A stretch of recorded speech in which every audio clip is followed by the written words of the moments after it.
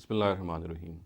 Regarding the concept of prophethood, the misconception I intend to discuss today relates to the source of Islam, which is generally alleged by many non-Muslim scholars that the source of Islam, or the source through which Muhammad Sallallahu Alaihi Wasallam presented Islam, was not revelation or divine revelation or from God. It was not from God.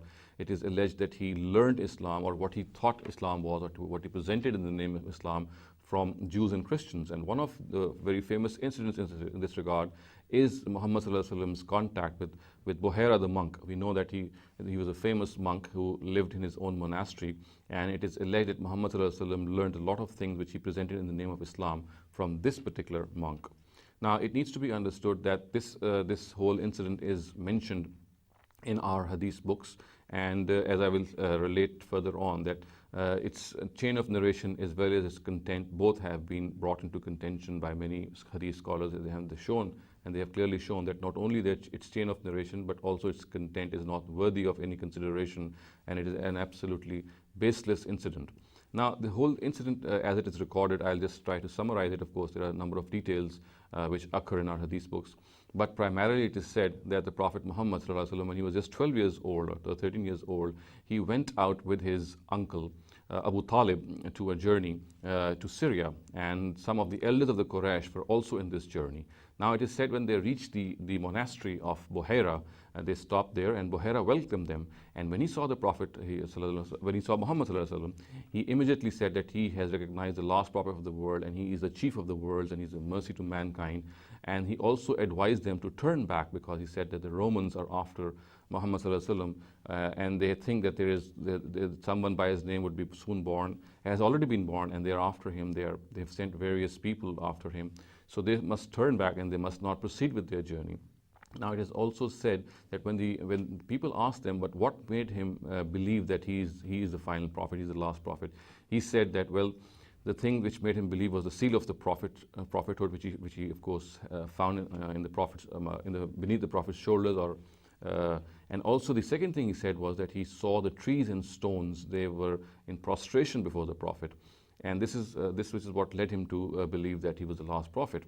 And again, it is said that the Buhayra monk, he went on to his home to prepare a meal for this caravan, and when he came back, he called the Prophet, who was just a 12 or 13-year boy at that time, he was standing among the herds of camel there, and it is said that the people who sat there had occupied all places of shade, and when the Prophet was called, and when the Buhayra monk called him to his presence so that he could serve the meal, he saw that there was no space left, no shady space left. So when he called the Prophet, he could see a whole cloud coming over the Prophet, casting his shade over the Prophet so that he could be protected from the sun.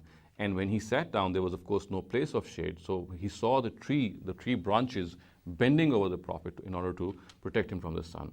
Now, after that, of course, after the meal, there are some other details also, but ultimately it is said that the Buhayra monk, he was successful in convincing Abu Talib and the rest to send the Prophet back, lest some harm might come to him. And it is said that Abu Bakr radhiyallahu anhu and Hazrat Bilal, both of them accompanied the Prophet as chaperons, and they actually were people in whose protection the Prophet was sent back to Mecca. Now, this incident is mentioned, as I said, there are some other details, but I have just summarized them. First of all, it's to be considered that its chain of narration has been brought to a lot of objection and criticism by many people, by many muhaddisun and by many scholars of hadith. And they have shown that, first of all, that this narrative is mursal. The person who narrates this narrative is Abu Musa Ash'ari, and he does not narrate this from the Prophet, nor from any person or any eyewitness person who had actually witnessed the whole incident. His own son narrates this incident from him, and it is also shown by the muhaddisun that this is quite impossible that his son would have narrated him, because he was very young at the time his father died. Similarly, there are other narrators in the chain of narration, like Abdul Rahman ibn Ghazwan and Yunus bin Ishaq, about whom the muhaddisun or the scholars of hadith have shown that they are suspect, they are not reliable. And on the basis of all these objections, they say that isnad, or the chain of narration, is absolutely unreliable and nothing can be derived from it. And of course, they have also gone on to criticize the content of the whole narration as well. We know that one of the reasons which was presented, which was presented by Buhayra monk to believe that, or to say that he had seen the Prophet of the worlds, he had said that the reason for this was that he saw the trees and the stones bowing down in prostration before Muhammad sallallahu alaihi wasallam. Now it needs to be understood that had this been the case, this would have been witnessed by everyone, and we know that had other people seen the trees and the stones prostrating before Muhammad sallallahu alaihi wasallam, they would have, of course, narrated this whole incident when they came back. And the leaders of the Quraysh, or the elders of the Quraysh, who were of course there, would have witnessed this also, and they would at least have come back and talked about this whole incident and told their own people that they had met someone who had told them that the last prophet had been born, and this was the person among them. And we know that no such happening took place, which of course lends credence to the fact that this incident never took place. Also evident from this whole incident is, as I narrated in the last part, that the Prophet ﷺ was sent back in the company of Abu Bakr and Bilal radhiyallahu anhum. And of course the purpose was that some elders should go with him, some other people should go with him who should protect him. And we know historically that both these people were younger to the Prophet. If the Prophet was 12 years old, then Abu Bakr and Bilal radhiyallahu anhum would have been 8 or 9 years old.